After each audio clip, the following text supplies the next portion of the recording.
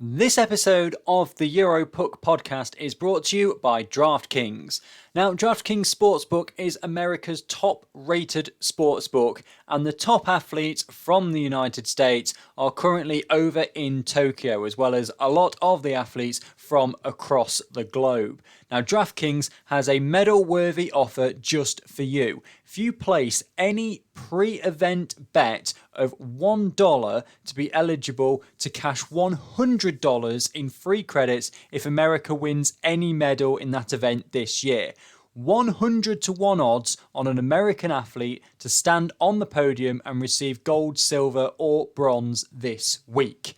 100 to 1 odds on an offer like this doesn't come around often, so sign up to DraftKings Sportsbook now to get in on all the action before the end of the Olympic Games. Download the top-rated Sportsbook DraftKings app now and use promo code THPN when you sign up to turn $1 into $100 in free credits if America wins a gold, silver or bronze medal.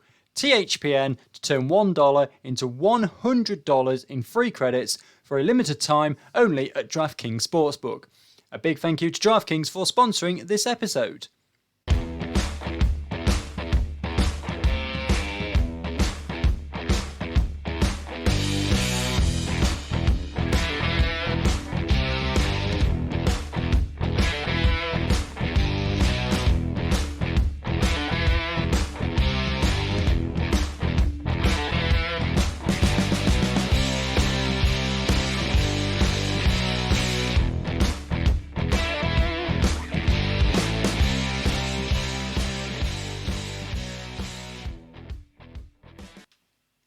Hello, bonjour, hello, hi, hey, and privyet hockey fans. Welcome back to another episode of the EuroPuck Podcast with myself, Chris Gadsby, and myself, Chris Gadsby, because still over in Canada is my old mate, Old Man Rush YT, who may or may not be back via video call from the other side of the world for the start of season 2. We're still not exactly sure on that one. He's living life over in camp and I'm just on my own here, to be honest. So we're going to talk about the expansion draft, and we're going to talk about the NHL draft that happened recently, and we're going to talk about some news towards the start of the new European ice hockey season. Now, I will be honest, this is going to be a short episode. There's two reasons for that. One, you don't particularly want to hear me just here rabbiting on over and over about draft pick after draft pick after draft pick. Two, if there is a particular player that you are interested in, then the Hockey Podcast Network has a podcast for each NHL team, and you'll be able to get much more detail from each of those podcasts where they are looking at 5 or 6 players than me trying to cover 88 players that were taken in the from Europe in the draft for the 2021 draft. So it's going to be short because I'm not going to go into a great amount of detail. And also, as I said, there are plenty of other podcasts all about the draft on the Hockey Podcast Network for each team. I'm going to focus on just giving a quick overview and then look at some of the news, although granted there still hasn't been an awful lot of that for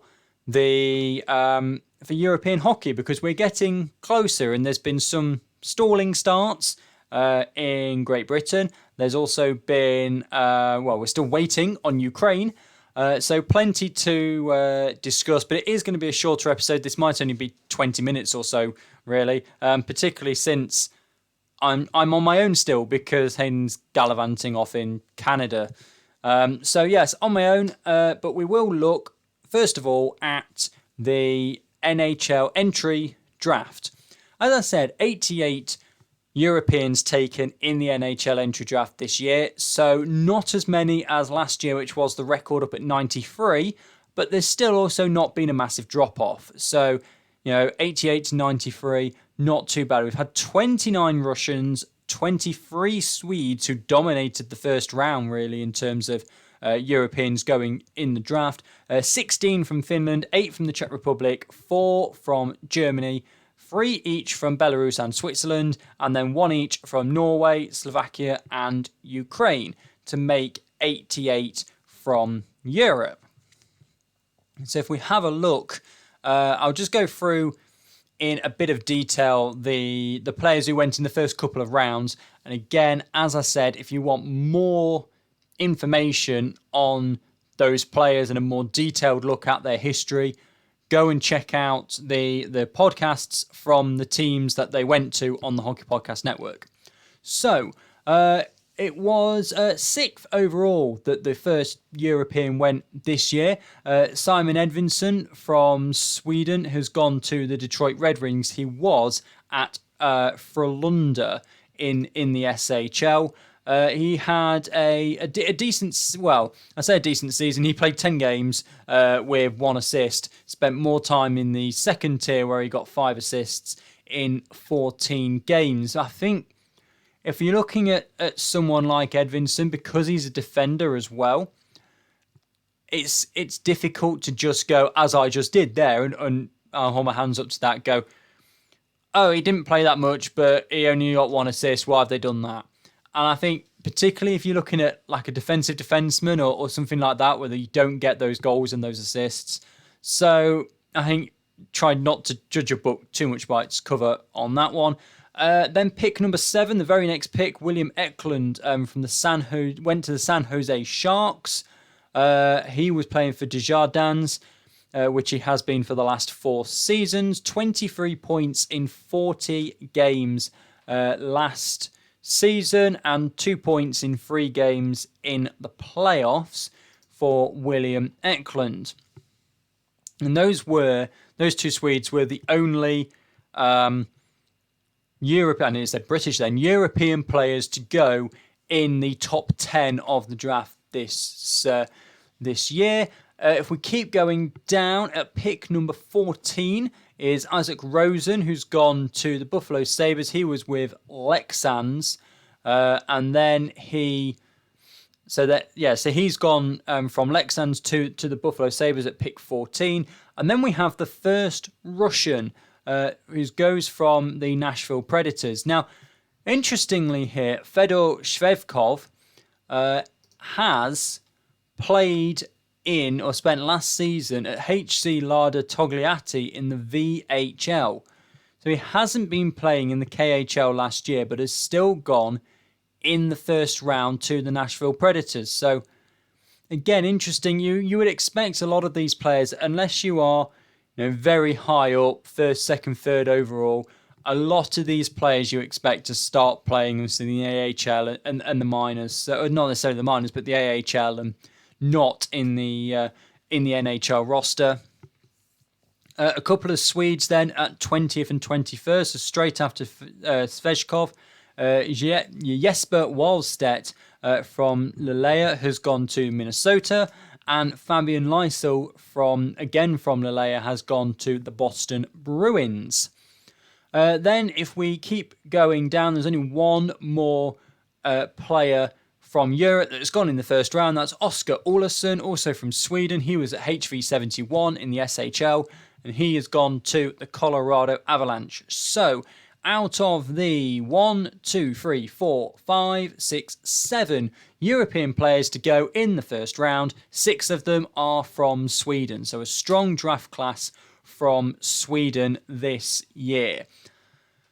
Interestingly, and I saw it mentioned on social media as well, and I will bring it up now, that the first person from Finland went at pick number 44 this year, which is a bit lower than what you might expect from Finland.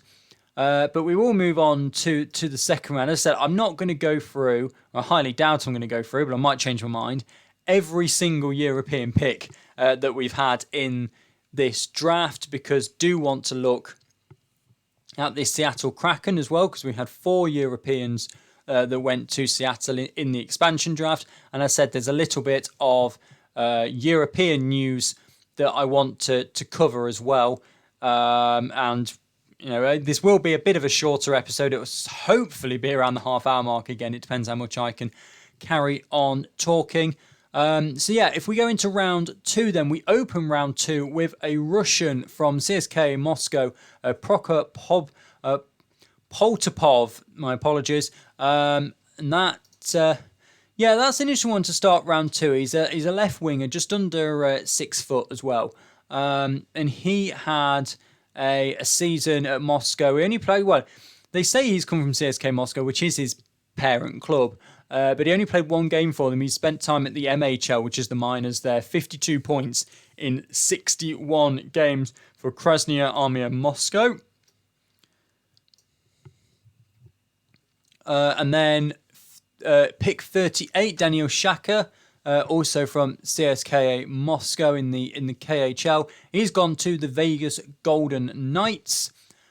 Pick number 41, Danila Klimovic from Dinamo Zubry in the Belarusian Liga, has gone to the Vancouver Canucks. I think was he the one and only Belarusian, if I remember. Oh no, there are 3 Belarusians taken in the draft this year. So it's been a decent draft for players from Belarus.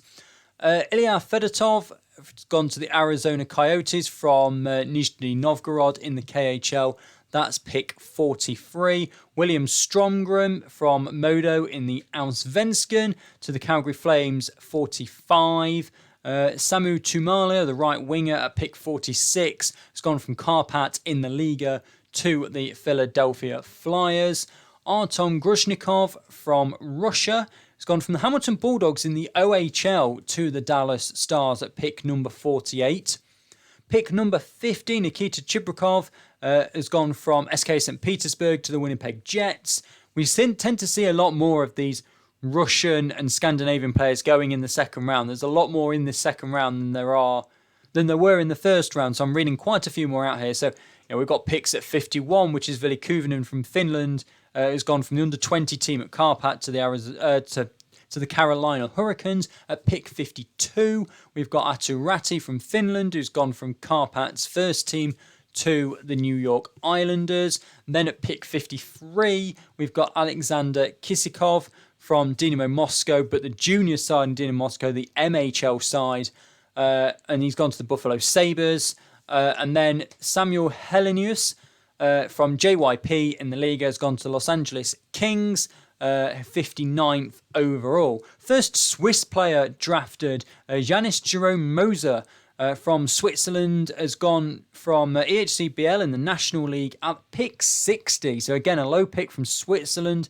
And then finally, to round up the first couple of rounds, and I'll round up my kind of player-by-player of the draft here at the end of round 2. From Kaupa's under-20 side in Finland to the Montreal Canadiens is Oliver Kapanen, the centre. So those are the Europeans that have gone in the first 2 rounds of the draft this year.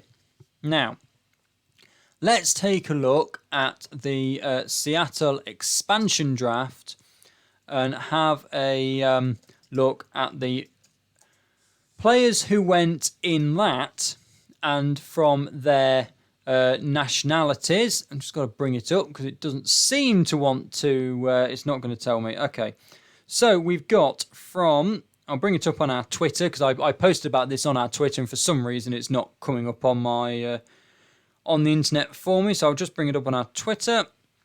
There's 4 European players, if my memory serves me correctly. Yeah, so we have Europeans. We have Vitek Vanacek, who is the netminder from the Washington Capitals. He's a Czech professional goalie. This is his first year in the NHL. 37 games played, 21 wins, with 95 goals against, a goals against average of 2.69 and a save percentage of .908 in his first season with the Washington Capitals. He had been at the Hershey Bears in the AHL before then.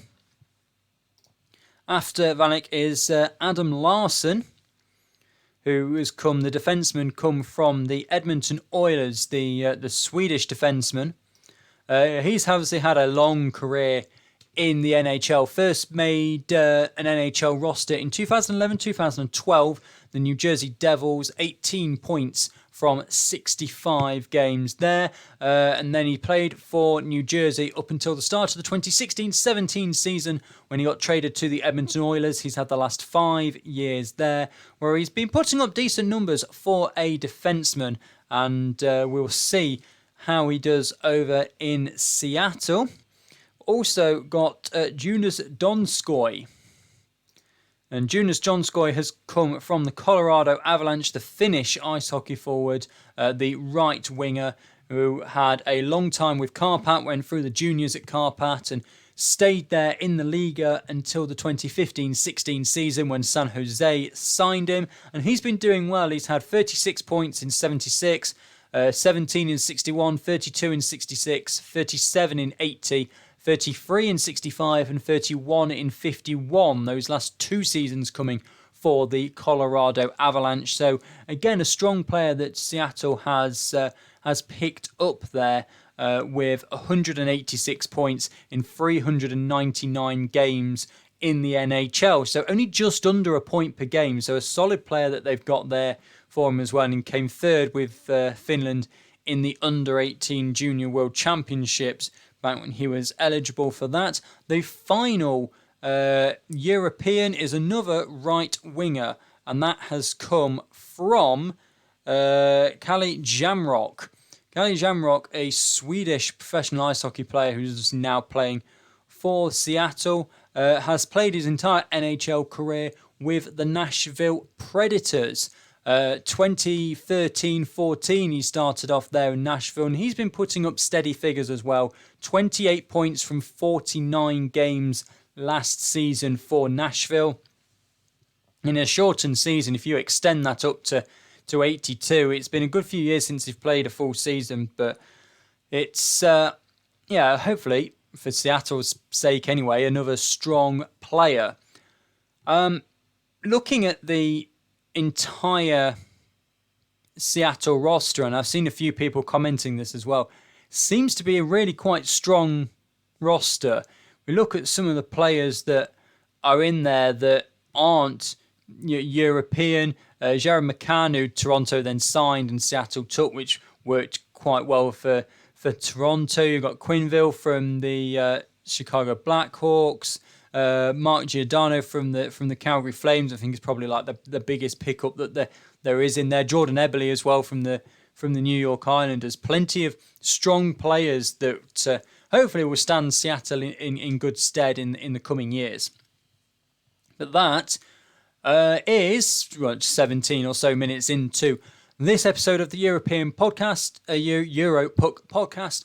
A look at the stuff that's been going on regarding Europeans in the NHL. Now, a few small stories to talk about in European hockey. Principally that we are still waiting. If I bring up the start dates here, these are the same start dates that we had from a few weeks ago, because we are still waiting on the Ukrainian Hockey League to tell us their start date. And the reason for that is because they are still accepting applications for the top tier of Ukrainian hockey until the 1st of August. I'll bring up the article here.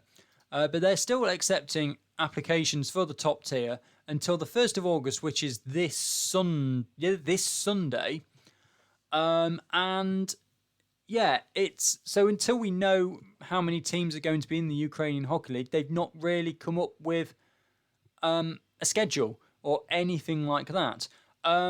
So the championship, so they have given us some details though. So the championship itself in the 21-22 season is going to be held in 2 stages. What they say there is there's going to be a regular season and the playoffs. This is obviously Google translated from Russian, I'm presuming, into English, so it's not going to be perfect. But the teams in the regular season format will play more than 40 matches each. Little bit ambiguous there. I mean, it could be 42 matches, 44 matches, or they could do 60. At this point, we don't know. After which, the strongest teams will go to the second stage, brackets playoffs, where the champion of Ukraine will be determined. So we are still waiting for Ukraine to kind of give us any sort of insight into what's happening. Away from Ukraine and the rest, we've got some pre-season tournaments starting. The Cardiff Devils are going away over to Slovakia to play in the Trina pre-season tournament ahead of the Champions Hockey League, which is now starting just a day inside a month away from when I'm recording now, which is Tuesday the 27th of July. And I'll just run through all of the leagues again on their starting dates that we're going to be covering this in the next year of the EuroPuck podcast, because what I'm doing is, well, it's been like 4 weeks since I last covered them, 3 weeks, sorry, since I last covered them, and obviously some people on the audio version of this podcast can't see the screen. So, Champions Hockey League starting August the 26th, the Danish Metal League on August the 31st, the KHL in Russia September the 1st, the National League in Switzerland September the 7th, the Liga in Finland September the 9th, the DEL in Germany also September the 9th, the Czech Extraliga and the Polish Hockeyliga on September the 10th, the SHL in Sweden and the Fjordkraft League in Norway is September the 11th, the Austrian Ice Hockey League on September the 17th, the French League Magnus on September the 21st, the Slovakian Extraliga on September the 24th, which is the same day that the opening game of the first round of the IIHF Continental Cup gets underway as well. The EIHL from Great Britain and Northern Ireland on September the 25th, the last league to get started, we think, unless Ukraine decide they're going to start in the middle of October or something. Who knows? So that's kind of what's been happening in terms of the start dates. It's kind of no news. So the other piece of news that I have been finding, and again, I do apologise that this episode is going to be shorter, and there are two reasons for that. One, again, I'm on my own, and Hayden is somewhere in Canada, Montreal area. And two, I know this episode is a week later than I was planning on doing this episode, because I decided that rather than having an episode where I talk here and go, oh, this could happen and that could happen, I'd wait for the expansion draft, wait for the normal draft, and then talk about what has happened. Also, as well, I've had, those of you who know my regular job is working at a magazine. We've had 2 magazines go to press in the last week, so it's been really busy. I've also started the women's football season up again, so I've been busy there as well. So this will be a bit of a shorter one, particularly when I don't have Hayden to bounce off, and I've not been able to sit down and research as much as I would have liked about news around the European leagues. But one thing I did find is the long-running saga between the Glasgow Clan and the Braehead. The Glasgow Clan. It was the Braehead Clan. Glasgow Clan and the Arena in Glasgow, which is in the middle of a shopping centre, about who's going to own it. The reason for that, because the shopping centre brand went under, so it was a bit all up in the air. They're not sure. And the result of that basically is because of they're confident that they're going to be able to become the owners. However, in order to get everything sorted, they're not going to start their league campaign until November, which is going to make things very interesting in terms of fixture planning, because they're going to have to cram a full season's fixtures into, well, a good 6 weeks less. So I think we might well see a lot more midweek games up to Scotland in the Elite League next year, which, if the league does it kind of cleverly, which I'm hoping they do, and all the teams have an input in the fixtures, they will make it, or this is what I would do anyways, make it so that the other teams in Scotland, i.e. the teams close to Glasgow, Dundee, Fife, Belfast potentially getting the plane over, but maybe not. They are the teams that play them in midweek. And then your teams like Cardiff, Guildford, Coventry, Nottingham, Sheffield aren't having to go up to Glasgow for a midweek game. it won't always work like that. And naturally, the Scottish teams want to play each other on a weekend to get the bigger crowds in because those are where the rivalries are. But that is what I would do. So we'll wait and see because the fixtures for the Elite Ice Hockey League come out on August the 5th, a week on Friday.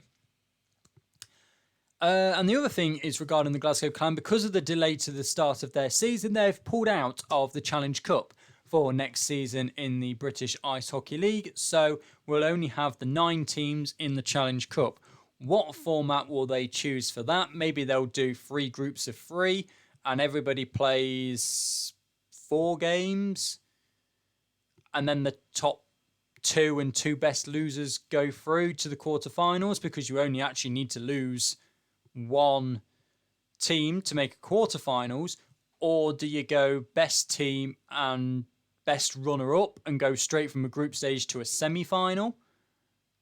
What we know from the Challenge Cup anyway in the Elite League is that whatever makes the most sense won't be what happens. We've discovered this before. We could have had 2 groups of 5. No, we had 2 groups of 3 and a 4, and it was all different. And so whatever the most sensible thing to do is, won't be at all what happens. That is the one thing I can guarantee you. But yeah, so if we go just shoot back. So that's kind of everything that I've been able to come up with, as I said, in the time that I've been able to do this. And I do apologise that this is a week late and this is a shorter episode. I've just been trying to catch you up as best I can while I'm kind of trying to do everything else. We're having a lot of housework done at the same time and all the rest of it. I'm not trying to make an excuse. I'm just trying to keep you guys informed as to why there wasn't an episode last week and there is this week. This, coincidentally, is the last summer episode of the EuroPuck Podcast. The next time that I talk to you will be the start of Season 2. Presuming that everything goes on okay with the network and we come to an agreement to do Season 2 and Hayden wants to do Season 2 and all the rest of it. But that will be back on your screens and in your ears. Let me just bring my calendar up, because funnily enough, the dates I've written down here for when I'm going to do things for the podcast are the recording dates, not the show dates. So the next episode of the EuroPuck Podcast will be on August the 20th, and that will be back to weekly episodes from August the 20th, because the Champions Hockey League starts on August the 26th. So I'll be doing a full preview of the Champions Hockey League on that one ahead of the first round of matches. It does mean that when I record on the 25th or 24th, none of the games will actually have happened yet. But we'll cross that bridge as and when we come to it. So we're back to weekly episodes on August the 18th. And, as I said, hopefully as long as Hayden wants to do them again and the network wants to have us again. The EuroPuck Podcast Season 2, August the 20th. I said August the 18th again because that's what I've got written down there. August the 20th will be the next episode of the EuroPuck Podcast. Of course, if you're listening to us or watching us on YouTube, you hit that subscribe button, hit the notification bell, and then as soon as that episode goes up at 9 o'clock on the 20th of August, you'll be able to watch it then. If you're listening to us on Spotify, on Apple Podcasts, or SoundCloud, however you get your audio podcasts, if you want to actually see our faces and can sit down, look at the screens and the graphics that we put on at the same time, that's over on our YouTube channel. But that is going to about do it for this episode of the EuroPuck Podcast. If you've enjoyed what you've watched or listened to today, you can follow us on Twitter at EuroPuck Podcast, or you can follow Hayden at OddmanRushYT, myself at Chris_Gadsby. Big thank you for watching this episode, and a big thank you to DraftKings for sponsoring this episode. Don't forget you can use the promo code THPN whilst the Olympics are on for the chance to turn $1 into $100. Thank you very much for watching or listening, and goodbye.